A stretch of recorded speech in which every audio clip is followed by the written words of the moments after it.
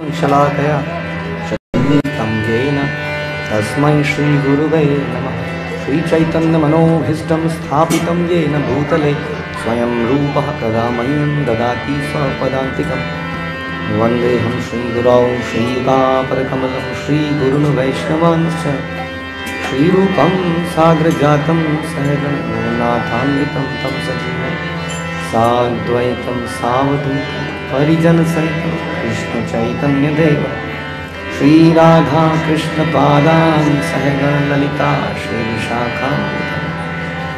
हे कृष्ण करुणा सिंधु दीनबंधु जगत्पते गोपेश गोपिका कांत राधाकांत नमस्तुते।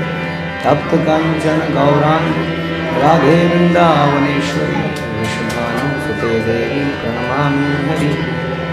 वाञ्छाकल्पतरुभ्यश्च कृपासिन्धुभ्येव च पतितानां पावनेभ्यो वैष्णवेभ्यो नमो नमः।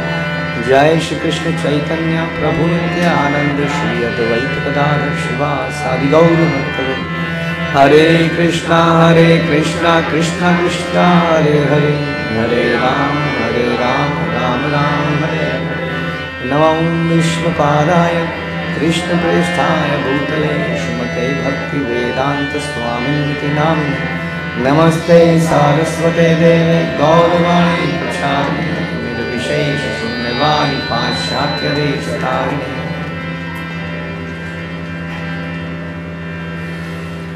हरे कृष्णा। श्रीमद् भागवतम 7वां कैंटो 15वां अध्याय और 24वां श्लोक। Instruction for the civilised beings. इसके पिछले श्लोक में हमने सुना कि बड़ा इम्पोर्टेंट श्लोक हमने चर्चा किया कि आध्यात्मिक ज्ञान के विवेचन से शोक तथा मोह पर विजय प्राप्त की जा सकती है और महान भक्तों की सेवा करके अहंकार रहित बना जा सकता है। मौन रहकर योग मार्ग के अवरोधों से बचा जा सकता है और इंद्रिय तृप्ति को रोक देने से ईर्ष्या पर विजय पाई जा सकती है। ओके, आगे चलते हैं। नारद मुनि बताते हैं, मनुष्य को चाहिए कि अन्य जीवों के कारण होने वाले दुखों का प्रतिकार अच्छे आचरण, सदाचार तथा ईर्ष्या से मुक्ति के द्वारा करे। भाग्य द्वारा प्रदत्त कष्टों का सामना समाधि में ध्यान करके करें और शरीर तथा मन से उत्पन्न दुखों का प्रतिकार वह हठ योग, प्राणायाम आदि के अभ्यास द्वारा करें। इसी प्रकार खाने के मामले में विशेष रूप से सतोगुण का विकास करके निद्रा पर विजय पाई जाए। काफ़ी कुछ। तो सबसे पहले मनुष्य को चाहिए कि अन्य जीवों के कारण होने वाले दुखों का प्रतिकार अच्छे आचरण से करें। आप लोगों ने सुना होगा कि इस संसार में कितने प्रकार के कष्ट हैं, पता है किसी को?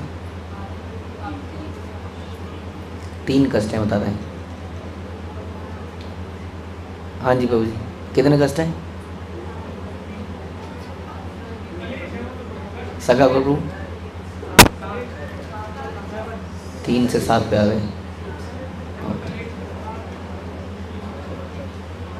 मैंने कुछ कलेश ही नहीं है।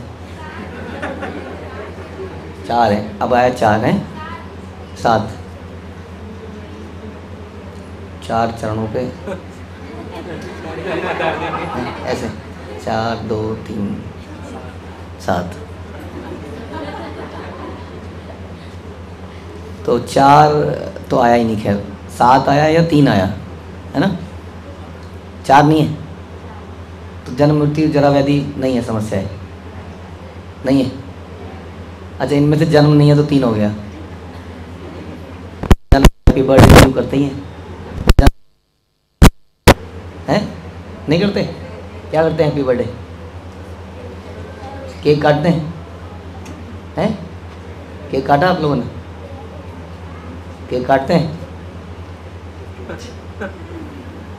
तो सेलिब्रेट करते हैं, तो फिर वो प्रॉब्लम हुआ।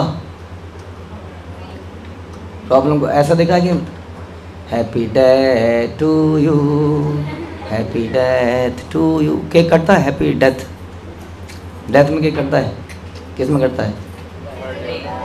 तो बर्थडे प्रॉब्लम है, प्रॉब्लम होता तो केक क्यों कटता? प्रॉब्लम नहीं है तभी तो केक कटता है। तो 3 ही रह गए ना आखिर, कौन कौन से? बीमारी, बुढ़ापा और मृत्यु, 3 प्रॉब्लम है बस। जन्म भी है, जन्म है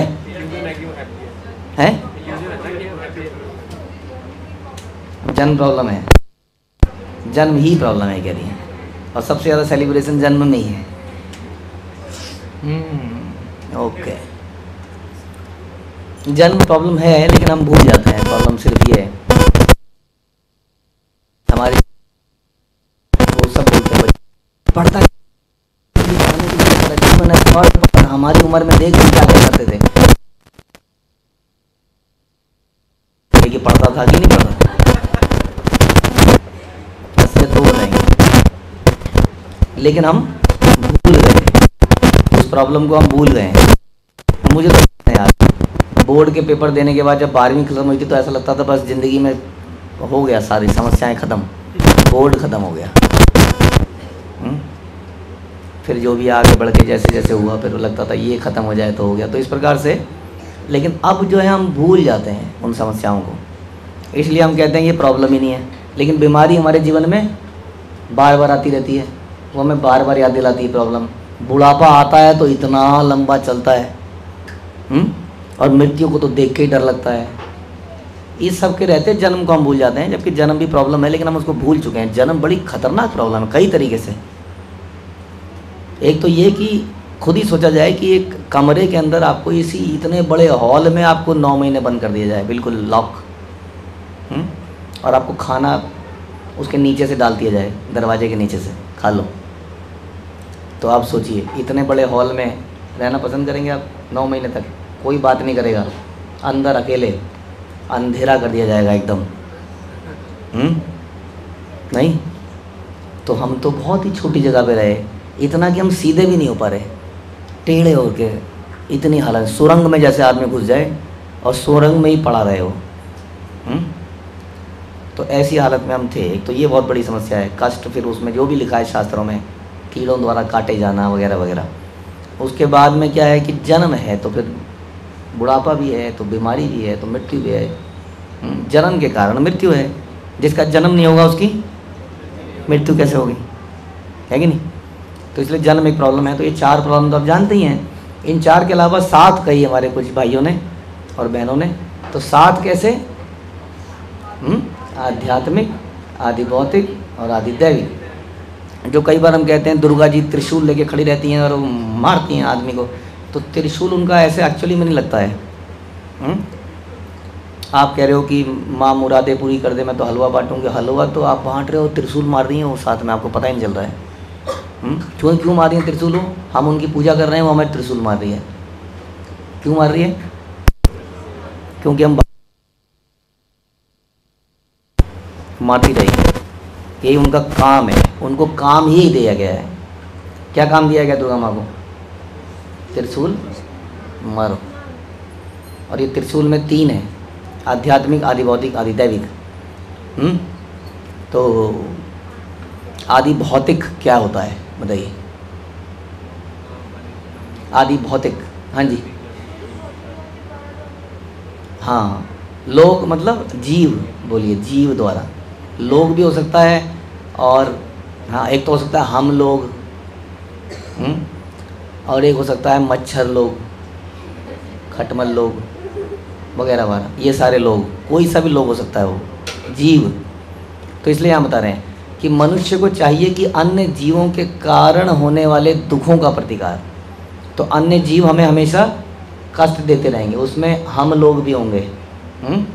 ए आगे बैठ, ए पीछे बैठ, है ना, समथिंग इस तरह से। और कुछ भी हो सकता है वो, बहुत तरह के, कोई ना कोई हमारे जीवन में हमें दुख देता रहता है ना। हमारी पड़ोसी, हमारे कई बार संबंधी, कई बार हमारी पत्नी, कई बार हमारा पति, कई बार हमारे कुछ भी, कोई ना कहीं से हमें कष्ट आता रहता है। नहीं तो फिर हमारे जीवन में कोई जीव जंतु कष्ट देते ही रहते हैं, है ना। कोई ना कोई चूहा कितना कष्ट दे देता है हमको, मुसीबत भी आती है उसको मैनेज करना। नहीं तो छिपकली, अब बताइए, इतनी मेहनत से हमने किचन बनाई थी, इतनी सुंदर स्लैब के ऊपर जाके बैठी हुई है, ख़ास तौर पे जब रात से उठ के जैसी बटन खोलें किचन का, तो आराम कर रही है उस स्लैब के ऊपर। और जो उसे चेलाई मारी तो सारा घर उठ गया सवेरे सवेरे। कितना बड़ा कष्ट है। ऐसे ही न जाने कितने सारे जीव जंतु हमें कष्ट देते रहते हैं। तो बाहरी दूसरे जीवों द्वारा जो हमें कष्ट मिलता है, तो उसको क्या कर रहे हैं, ये कष्ट तो मिलेगा ही मिलेगा, क्योंकि ये दुर्गा जी का काम है। इसलिए इसी भी एक तरीका है सोचने का कि हमारे को जब कष्ट मिलता है इस प्रकार से, तो हम इसको ऐसे समझें कि ये तो दुर्गा जी काम ही कर रही हैं। उसको कैसे, आप कंस ने दुर्गा को मारने का प्रयास किया, मार पाया? हम बताइए, कंस तो मार नहीं पाया उनको। तो हम कैसे उसको हरा देंगे? तो इसका प्रतिकार कैसे किया जाए फिर? इन दुखों का प्रतिकार अच्छे आचरण से किया जाए, सदाचार से। जैसे कि हम सुनते हैं ना कई बार, आपको कोई एक थप्पड़ मारे तो क्या करें? दूसरा थप्पड़ मार दो। हाँ बोलो बोलो, सही है ना? हाँ देखो कह रहे हैं सही है। क्यों? आपको कोई थप्पड़ मारे तो क्या करें? उसका दूसरा गाल आगे करें और एक लगा दें अपना। बोलो राम का है? हाँ जी बलराम, कोई एक थप्पड़ मारे तो क्या करें? क्या करें? वो थप्पड़ नहीं मारे, उसको उठाएं, ऐसे घुमाएं और फेंक दें। ओहो, सब हंस रहे हैं इस बात पे। तो ऐसा करेंगे तो हंसी उठेगी फिर। तो दूसरा गाल आगे करते हैं, क्या कहें उसको? कि जैसे आपने एक गाल पे मारा तो बैलेंस खराब हो गया चेहरे का, ये सूझ गया, तो दूसरा भी आगे करेंगे तो दोनों सूझ जाएंगे, तो बैलेंस बढ़िया हो जाएगा। कई लोगों का गाल दब जाते हैं तो प्लास्टिक सर्जरी करते हैं लोग ऐसे करने के लिए। इसलिए आपको पता है सरदार लोग कितने सुंदर लगते हैं? क्यों लगते हैं? क्योंकि उनके यहाँ पर ऐसे बंधा रहता हमेशा, तो हमेशा गाल एकदम बढ़िया चमकते। बूढ़ा भी हो जाएगा तो गाल एकदम बढ़िया, इस प्रकार। तो इसलिए कोई एक पे मार दे तो दूसरा आगे करेंगे, ताकि प्रभु जी बैलेंस तो चेहरे को बैलेंस कर दो। मुश्किल काम है लेकिन ये बहुत ज़्यादा। हमारा अहंकार बड़ा हमें करने नहीं देता इसको, बहुत बेइज्जती महसूस होती है बहुत ज़्यादा। और मारने में लगता है हमने दिखा दिया, जबकि अभी सब लोग हंस रहे थे यहाँ पर मारने वाले के लिए। तो उल्टा हो रहा है एक्चुअली में यहाँ वैष्णव समाज में, तो ख़ास तौर पर मारने वाले की हंसी ज़्यादा उड़ती है। और कई बार हमें भी बड़ा दुख होता है, यार मैंने क्या कर दिया ये। हम कर देते हैं क्योंकि हम पुरानी आदतों से मजबूर हैं। हमें बचपन में सिखाया ही गया था, बेटा पिट के मत आइयो। वो गाना याद है ना आपको? सर कटा सकते हैं लेकिन सर झुका सकते नहीं। तो सर झुका नहीं सकते हैं, कटा देंगे जाए, ये हमने बचपन से सुना है। तो कैसे झुका दें सर को? तो ये प्रॉब्लम है। बचपन से हमने ये सीखा है, यही देखा है। जैसे कि कई बार जैसे पता है क्या होता है, जैसे आप कार में बैठे हैं, अब किसी ने आपको मार दिया पीछे से या आगे से, तो एक कल्चर बन चुका है। अगर आप ऑड वन आउट नहीं होना चाहते, अगर आप कार से बाहर नहीं निकले और ऐसे करके आपने कार में देखा नहीं और बोला उतर साइड में आ, और फिर कुछ किया नहीं, तो लगता है कि ये आदमी बेकार है। ऐसा लगता है कुछ अधूरापन सा रह गया जीवन में, मतलब कुछ रह गया जो मुझे करना चाहिए था, जो इम्पोर्टेंट काम था।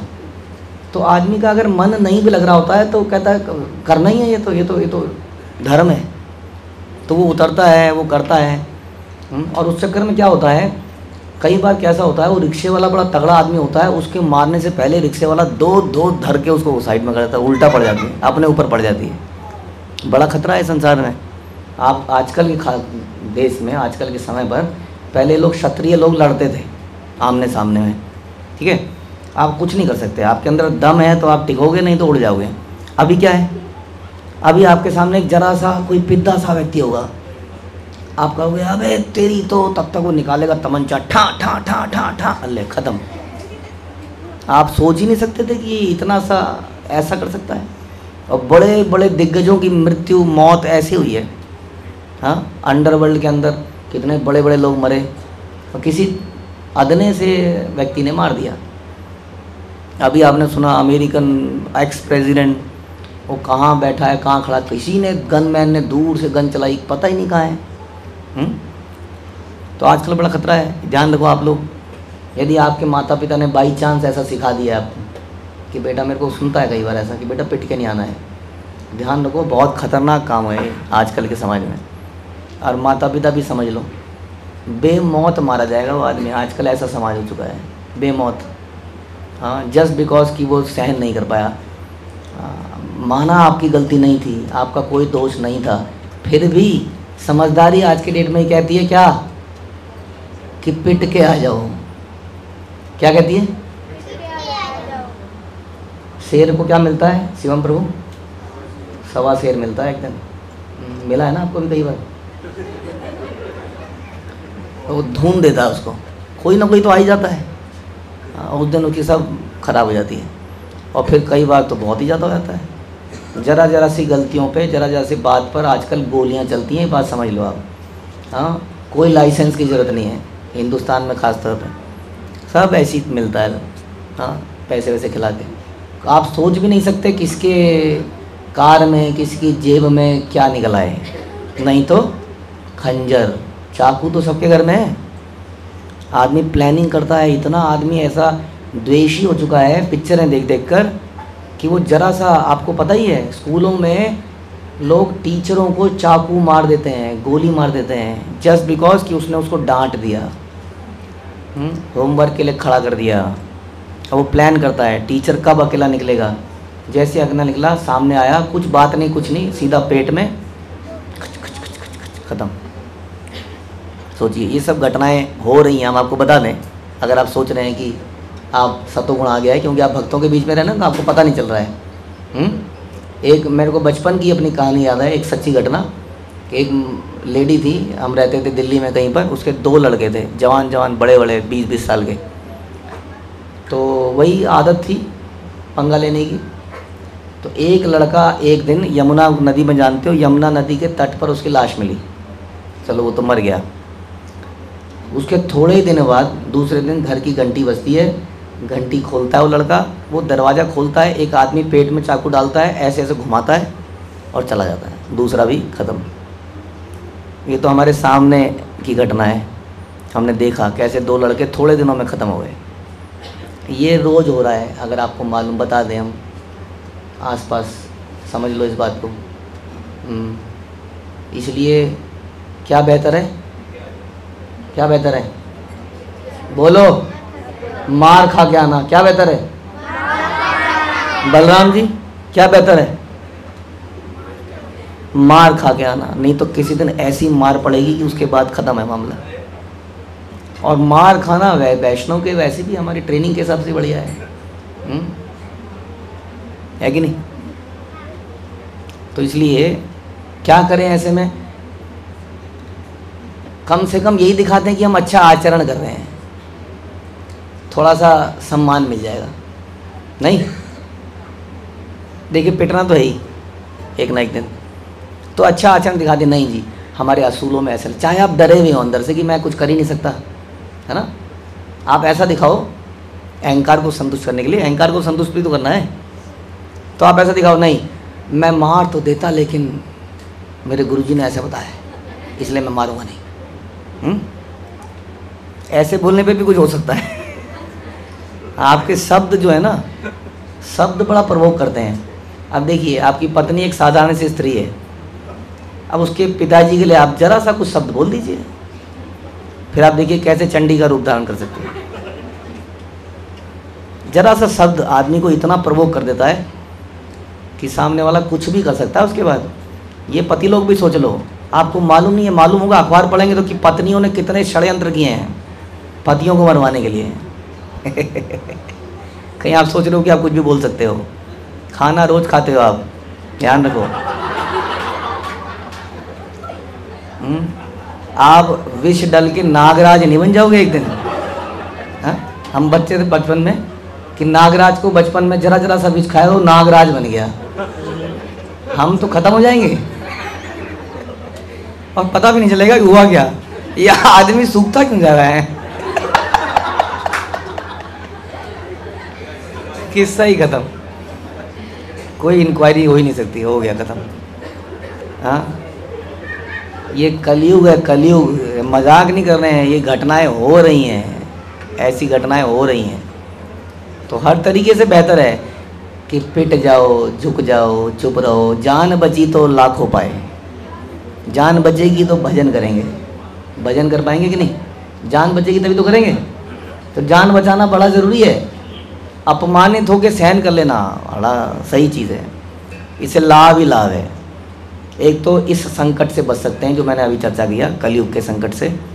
देखिए, आप अगर एक थप्पड़ मारा किसी ने आपको रास्ते में, रोड रेज हो गई और आप चुप रहे, ऐसे हो गए, आप देखोगे वो कुछ कर ही नहीं पाएगा, उसको मज़ा ही नहीं आएगा ना करने में कुछ। हाँ, वो कुछ बोलेगा, दमी से चलाया करो आप। हाँ, वो चला जाएगा। और कहीं आपने कर दिया फिर मज़ा आता है एक्चुअली लड़ने में। अब अगर आप पिट के खड़े हो गए तो मज़ा ख़त्म कर दिया आपने सारा। नहीं, ऐसे कोई आपको गाली दे रहा है माना और आप चुप खड़े रहे तो गाली देने वाले का मज़ा ख़त्म हो जाएगा। अब आपने बदले में गाली दी तो वो और भारी गाली देगा, फिर आप दोगे, फिर वो और भारी देगा। तो उसमें एन्जॉयमेंट है, थोड़ा मज़ा थोड़ी देर चलेगा, संग्राम। वरना क्या संग्राम चलेगा, ख़त्म हो जाएगा वो। तो इसलिए इसको ख़त्म करना बेहतर है, अपनी सुरक्षा के लिए और अपने चित्त के लिए भी, चेतना के लिए भी। चेतना में नहीं तो हमेशा बदला, ईर्षा। इसलिए पिट के आने के बाद एक काम और करना पड़ेगा। क्या क्या करना पड़ेगा? एक काम और। पिट के आने के बाद एक काम क्या करोगे? और कि उसको क्षमा करोगे, नहीं तो धीरे धीरे कुछ प्लान करोगे, ईर्ष्या, द्वेष, और फिर बहुत सारे अनर्थ आएंगे। क्या करना पड़ेगा पिटने के बाद? क्षमा भी करना पड़ेगा। कैसे क्षमा करते हैं भैया? उसने हमें पीटा, हम कैसे क्षमा करते हैं उसको बताइए। गलत नहीं है? अत्याचार को सहना भी पाप है। अब बताइए क्या करें ऐसे में? कैसे क्षमा करते हैं उसको? क्या क्षमा करना सही है? अपना कर्म, अपने बुरे कर्म का इतना बुरा रिजल्ट, तो यही समझना पड़ेगा। समझना पड़ेगा ऐसा, या ऐसा है नहीं ना? है, यह समझना पड़ेगा ऐसा है। तो हमें इस बात को समझना पड़ेगा कि भगवान के सिस्टम में, अदालत में, कोर्ट में कोई रिश्वत नहीं चलती है। वहाँ गवाह झूठी गवाही नहीं दे सकते हैं, है ना? तो इसलिए वहाँ के फैसले परफेक्ट है। तो पढ़ा तो उसको सहन करना पड़ेगा। अब कई बार हमसे सहन नहीं हुआ तो हम क्या करें? हमारा मित्र क्या करे? हाँ, क्या करें जी? मित्र लोग क्या करें? मित्र लोग क्या करें ऐसे में? रियलाइज़ कराएं। तो आपके पास एक माता आती है कि आज मेरी सास ने मुझे ऐसे सुना दिया, तो आप क्या करोगे? क्या बोलोगे? हैं? तेरे कर्म ही ऐसे नहीं बोलेंगे, प्यार से बोलना पड़ेगा ना कुछ, है ना? तो हमारा ये दायित्व है कि हम उसको शांत करें, ना कि उस अग्नि को और भड़काएं। हाँ, सही कहती है तू, बिल्कुल गलत है, ये भी गलत है, वो। इससे क्या होगा? इससे आग भड़केगी, आग लगेगी, वो व्यक्ति अपना नुकसान करेगा, चारों तरफ आग ही आग। तो हम क्या करें? आग में पानी डालें, हमेशा उसको शांत करें। ये हमारा कर्तव्य होना चाहिए कायदे से। समझ में आ रहा है? हम अक्सर उल्टा कर देते हैं। उल्टा हम क्यों करते हैं बताइए? हम उल्टा करते क्यों हैं? कोई एग्जाम्पल, मतलब क्या कारण होता है उल्टा करने का? हम उसको ये नहीं बोल पाते, हम उसको सहानुभूति दिखा के उसको बोल देते हैं, हाँ आप पीड़ित हैं, आप सही कह रही हैं, हाँ ऐसा है। हाँ, ऐसा क्यों कहते हैं हम?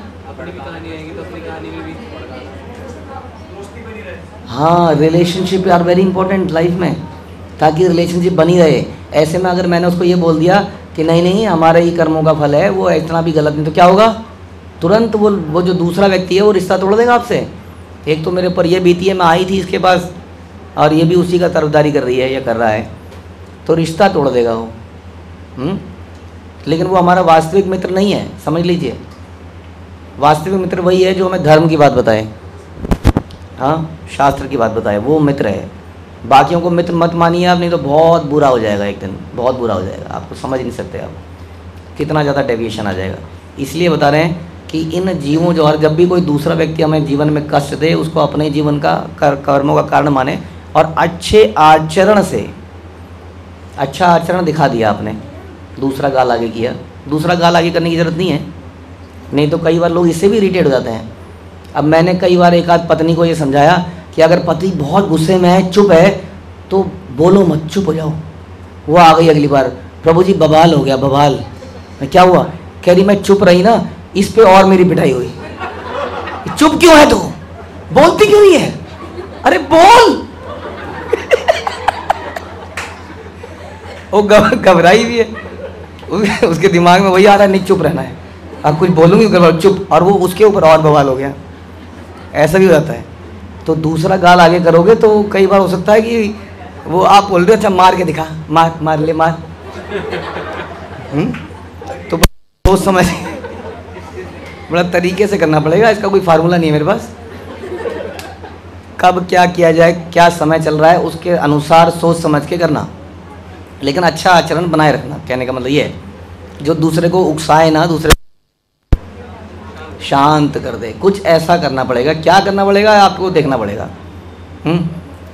साथ में मैंने दूसरी बात बताई थी, दूसरी बात क्या करनी पड़ेगी? क्षमा करना पड़ेगा, यही बता रहे हैं इसमें। तथा ईर्ष्या से मुक्ति के द्वारा करे, ईर्ष्या नहीं भर लेनी अपने अंदर।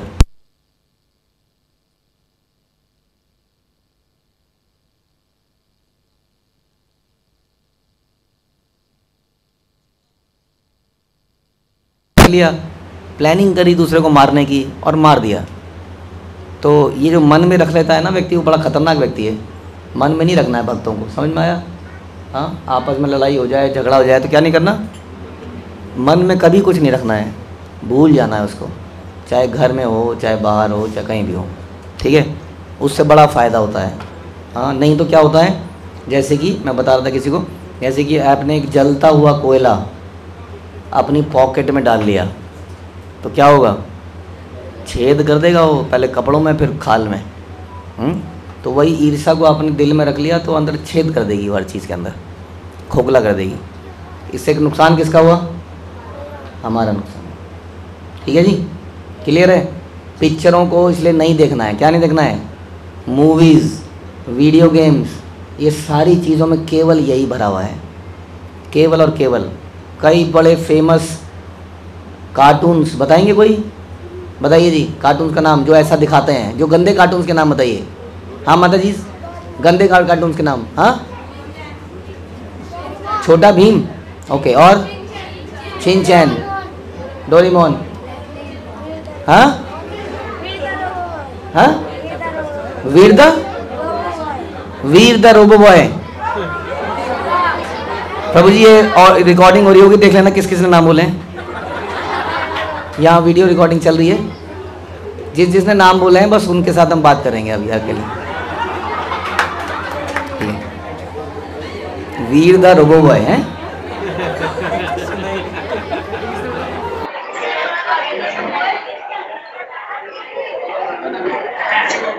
Good, okay. मोटू पतलू, केशव प्रभु कह रहे हैं मोटू पतलू, ठीक है? ये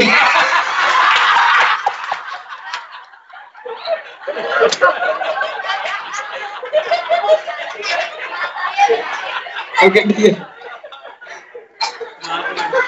वो सोच रहा है क्यों हंस रहे हैं? ओके, किसने बोला था बताइए, कौन, किसको क्रेडिट मिलेगा?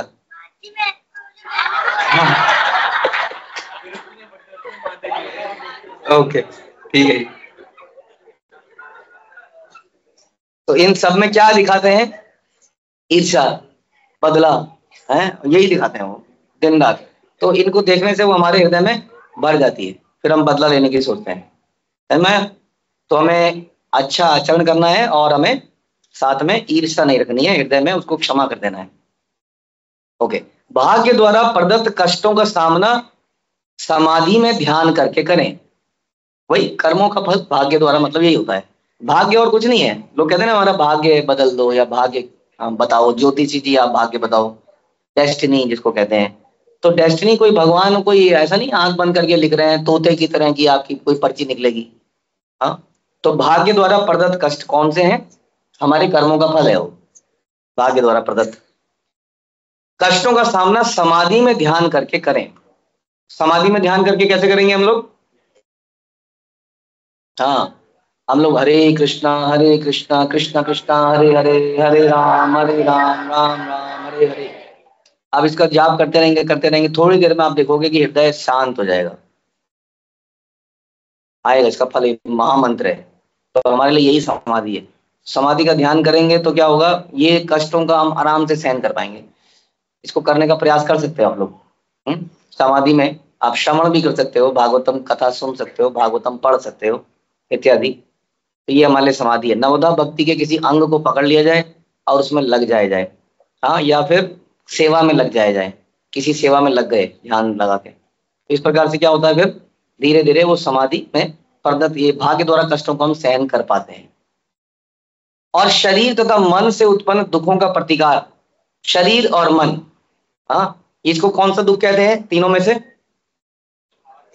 आध्यात्मिक।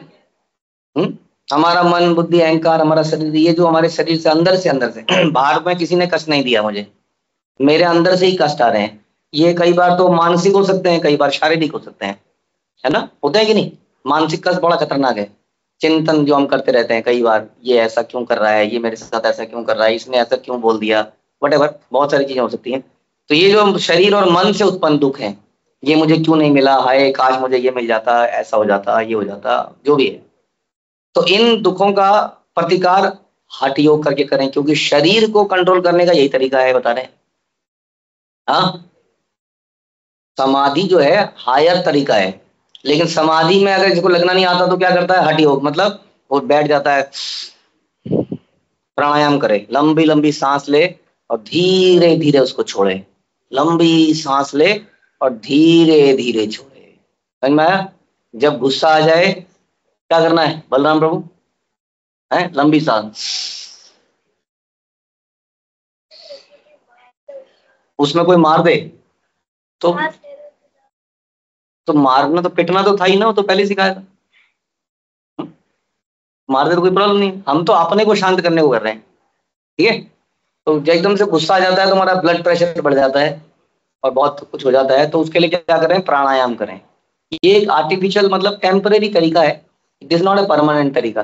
परमानेंट तरीका तो बेस्ट है चिंतन, हायर प्रिंसिपल, गुरु की इच्छा, भगवान की प्रसन्नता, लाइफ का पर्पस, वटेवर, ये चीजें जो है चिंतन के द्वारा ज्यादा बढ़िया हो जाता है, ये परमानेंट हो जाता है। आज से कई साल पहले जब हम छोटे थे तो दिल्ली पुलिस में एक बड़ी फेमस लेडी थी जिसका नाम था किरण बेदी, वो कमिश्नर बनी थी शायद समटाइम। तो उसने पुलिस वालों के लिए मेडिटेशन मैंडेटरी कर दिया था कुछ समय के लिए। तो पुलिस वालों को हमेशा स्ट्रेस रहता है, तो मेडिटेशन से उन्हें अच्छा लगा। जब इस प्रकार का उन्होंने प्राणायाम किया तो उन्हें अच्छा लगा, लेकिन कुछ दिन बाद यही रिपोर्ट आया कि जितनी देर मेडिटेशन करते हैं शांत रहते हैं, उसके बाद फिर जाके बहन माँ गाली गलौज फिर से वही बाहर निकलते ही, क्योंकि वो टेम्परेरी रिलीफ करता है आपकी बॉडी को। लेकिन बॉडी में जब तक मानसिक चिंतन वैसा ही है, वो वैसे ही फिर से 2 मिनट में वैसे ही क्रिएट कर देगा माहौल। तो बेस्ट ये तो टेम्परेरी, जब आपको उस वक्त गुस्सा आ जाए तो आप लंबी सांस ले सकते हैं।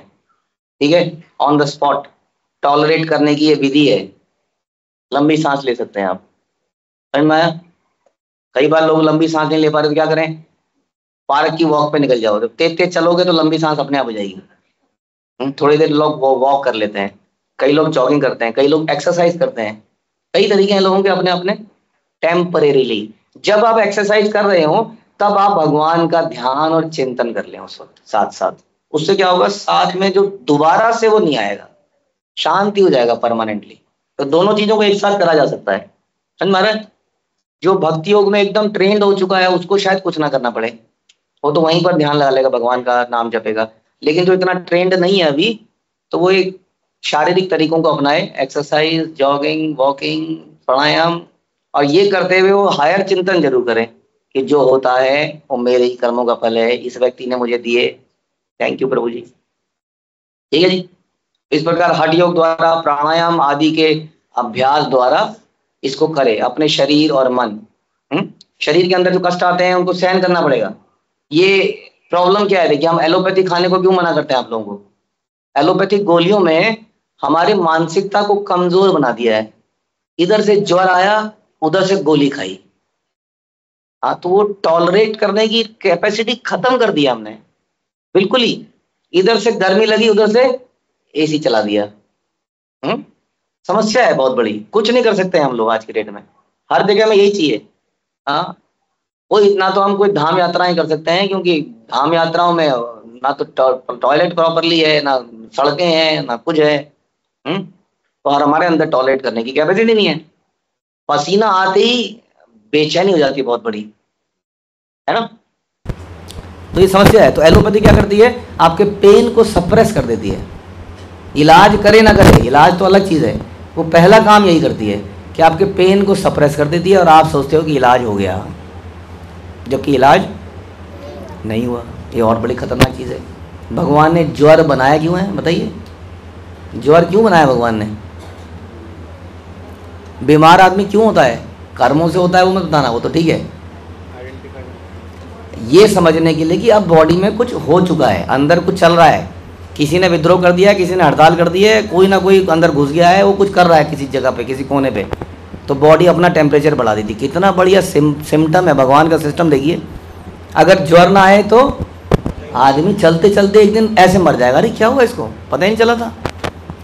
ज्वर आता है तो अब ज्वर को आप सबसे पहले पेन किलर, आज वो गोली कौन सी है वो, ना कॉम्बी फिल्म, प्रभु जी कॉम्बी फिल्म खा लूँ, हाँ, जैसे चरणामृत खा लें, हर चीज़ में कॉम्बी फिल्म खा लें। अब आपको अगर कष्ट दे रहा है वो बुखार, तो आपको कितना कष्ट दे सकता है वो बुखार, बताइए? बहुत तो दे सकता है। कितना? जितना कर्मों में लिखा है, उससे ज़्यादा दे सकता है। इसको इतनी हिम्मत है बुखार की, कैसे दे देगा वो? तो उतना ही तो देगा। तो ये जो हम सप्रेस करते हैं, यही समस्या है। इसलिए कह रहे हैं क्या करो, उससे बेटर क्या है, हठ योग करो, प्राणायाम करो। जब मैं छोटा था तो मैंने एक किताब पढ़ी थी, एक हमारे जो सर्जरी के जो ओरिजिनेटर थे, कोई जानता है कौन थे?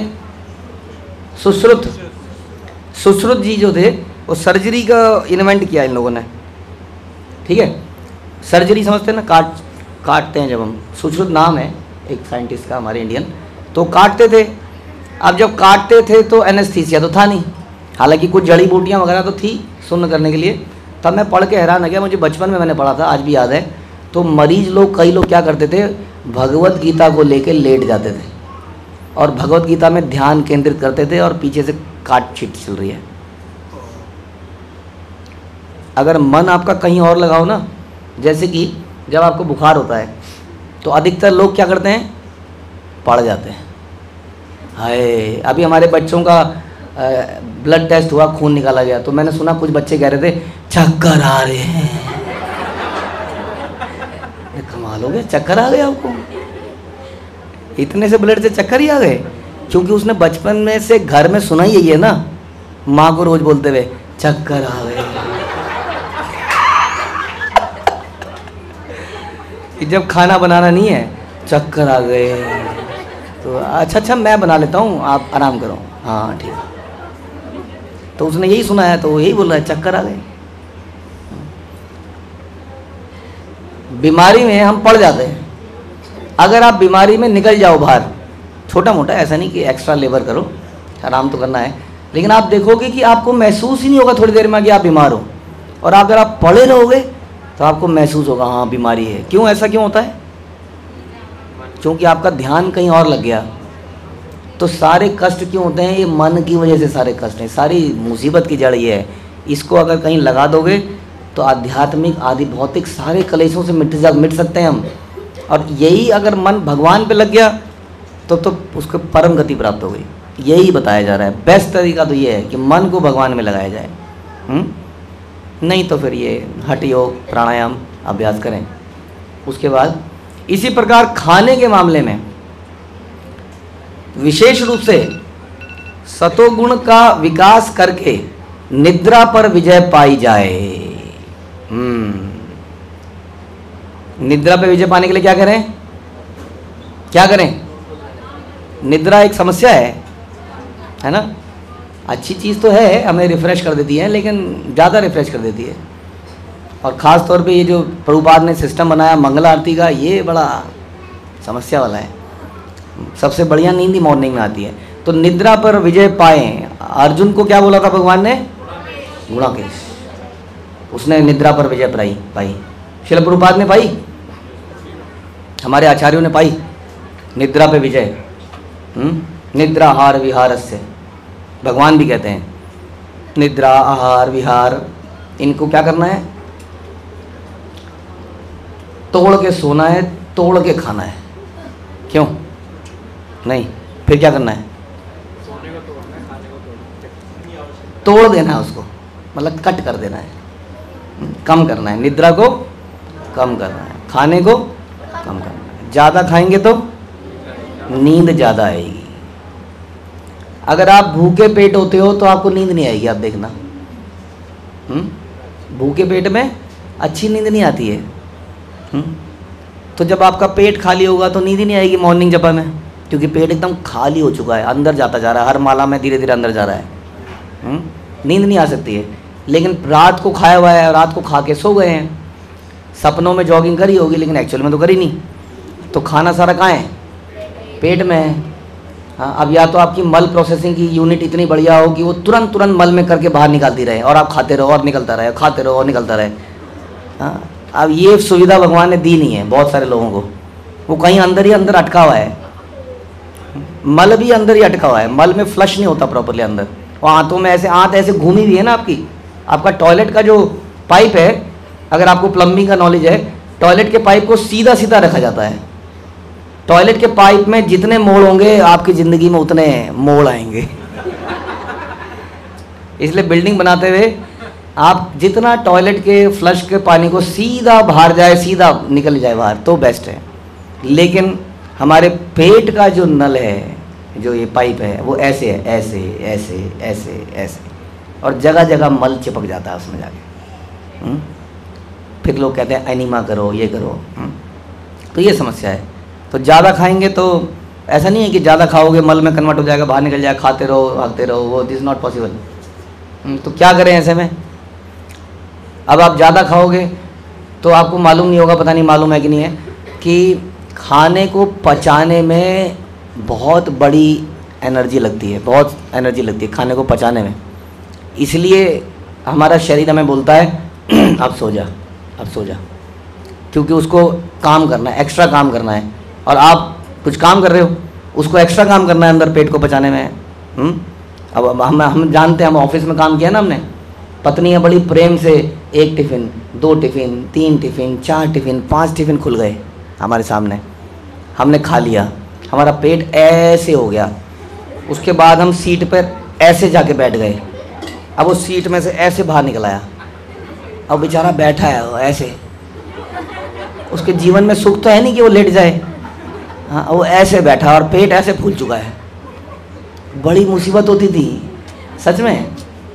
हाँ, जिंदगी नरक थी वो, कि खाना भी है ही, क्योंकि खाना है, यही तो पर्पज। ये तो बताया नहीं था किसी ने कि खाने पे विजय प्राप्त करें।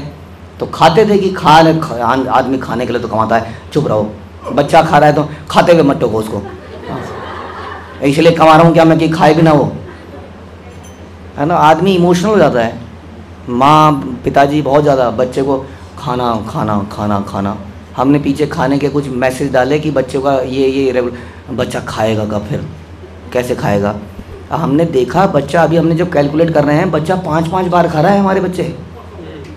हाँ जी, सवेरे फल खाता है, ठीक है, उसके बाद स्कूल में आने से पहले खाता है, ठीक है, उसके बाद 12 बजे के ब्रेक में खाता है 3 बार, उसके बाद 3-4 बजे जब ख़त्म होता है तब खाता है, उसके बाद नाइट में खाता है 5 बार। आप लोग खा रहे हैं 5 बार। सोचिए, क्या आपके पास ज़्यादा बल है आजकल के हिसाब से, हमारे ज़माने के हिसाब से? क्यों, हमारे पास तो चलो जो गरीब लोग होते थे, हमारे तो हम तो खाते नहीं थे, 2 बार 3 बार रोटी मिलती थी बस। तो रोटी आदमी कितना ही खा लेगा। अब तो कभी समोसा है, कभी चाउमीन है, तो मल्टीपल खाओ। अब जब रोटी मिलनी है तो कितनी बार खाओगे आप? और वो भी अक्सर क्या होता था, दिन का बचा हुआ रात को मिल जाएगा जी, तो वैसे ही मन ही ख़त्म हो जाता था, तो 2-3 बार खाते थे। लेकिन अभी तक हमारी गाड़ी चल रही है इतनी बढ़िया, और अभी आप हमारे बच्चों को कुछ बोल देते हैं तो कर नहीं पाते हैं। ताकत कम हो गई है, तो ज़्यादा खाने से थोड़ी ज़्यादा ताकत आएगी, शरीर को उसको पचाना भी तो है। समय लगता है उसमें। हमारा योगा में हम पढ़ते थे बचपन में, आयुर्वेद भी कहता है कि 4 घंटे तो लगते ही हैं कम से कम 4 घंटे का ब्रेक तो दो। रोटी को 18 घंटे, माय गॉड।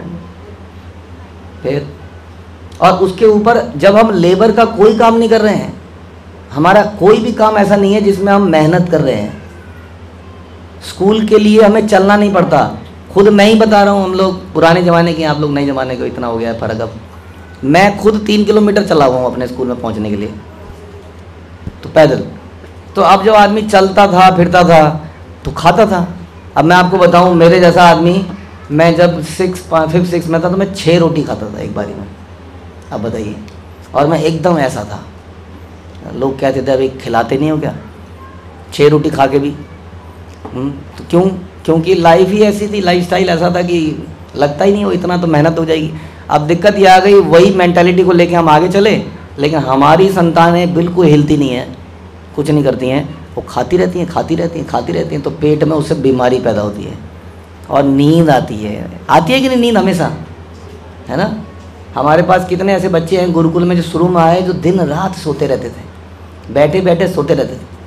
आज ही मुझे को बता रहा था, उसमें से कुछ बच्चे अब जगे रहते हैं।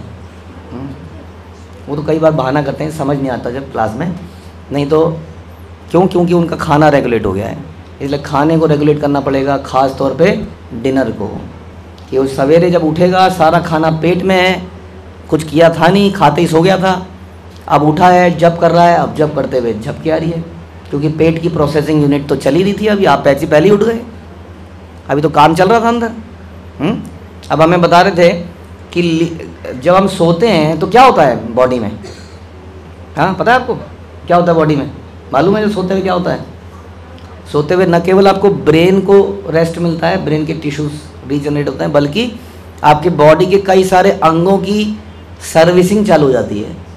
कार की सर्विसिंग होती है ना, कार खड़ी कर देते हैं, मालिक कहता है जी मैंने रख दी, कार आपको दे दी, अब कार नहीं चल रही है, अब उसको ऊपर उठाते हैं, नीचे से पानी मारते हैं, हाँ इंजन ऑयल डालते हैं। उसी तरह हमारे शरीर के अलग अलग अंगों की मेंटेनेंस चालू होती है नाइट में, ख़ास तौर पे लीवर, और ये मेंटेनेंस तभी तो चालू होगी जब फैक्ट्री में इनपुट बंद करोगे।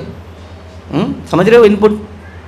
जैसे किसी मशीन के अंदर, गन्ने की मशीन देखिए आपने, गन्ने की मशीन को साफ़ करना है और इधर से आप गन्ना डाले जा रहे हो, साफ़ कर सकते हो? तो पहले गन्ना डालना रोक दो, सबसे आसान एग्जाम्पल है आपके लिए, गन्ने की मशीन देखिए, गन्ना मत डालो, रोक दो, अब क्या करो, उसको घुमाओ, पानी वानी डालो, धीरे धीरे साफ़ करो, साफ़ हो जाएगी। ऐसे ही शरीर के अंग जो हैं साफ़ होते हैं।